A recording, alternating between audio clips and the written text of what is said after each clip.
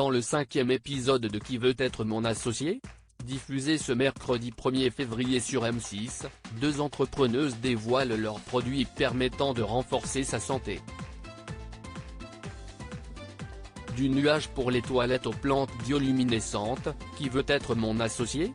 A donné lieu à des projets tous plus insolites et utiles les uns que les autres. Cette troisième saison de l'émission de M6, qui propose à des entrepreneurs de passer devant des investisseurs afin de lever de l'argent, porte en effet un message de bien-être et d'écologie. C'est dans ce cadre que deux entrepreneuses viennent dévoiler Diro, des probiotiques naturels, végans, et fabriqués en France. Diro, qui veut être mon associé ? Une maladie auto-immune comme prise de conscience. Derrière Diro, il y a Lisa et Anouk, deux jeunes femmes, qui se sont fixées comme objectif de vivre en meilleure santé.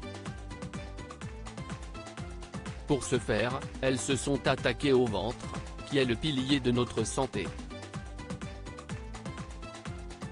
Le projet, qui a d'abord été financé sur la plateforme de financement participatif Ulule, a très vite attiré l'attention de la production de l'émission. On a postulé un vendredi soir, mais le lundi suivant, on a été approché. C'est un vrai concours de circonstances, confie-t-elle à Télé Loisirs. Et d'ajouter, on pensait que la campagne Ulule n'allait pas fonctionner, et qu'on allait finalement partir en road trip en Australie.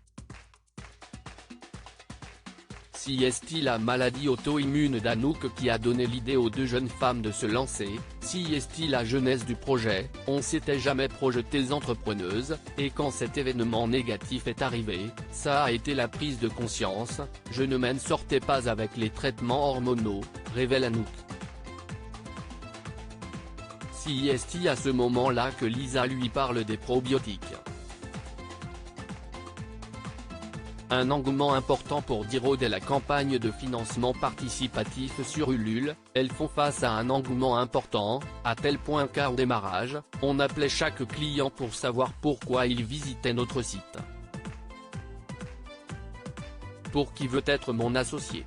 Le duo se présente pour la première fois devant des investisseurs. Nous, on est autofinancé depuis le début, et c'était un peu le parcours du combattant.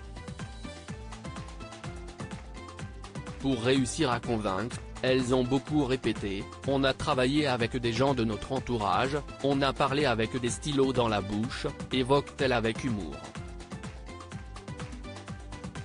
Reste à savoir si ce travail acharné portera ses fruits, notamment en présence d'Isabelle Chevalier qui est l'ancienne patronne d'une entreprise de probiotiques au Canada, et pour cela, il faudra patienter jusqu'à ce soir à 21h10 sur M6.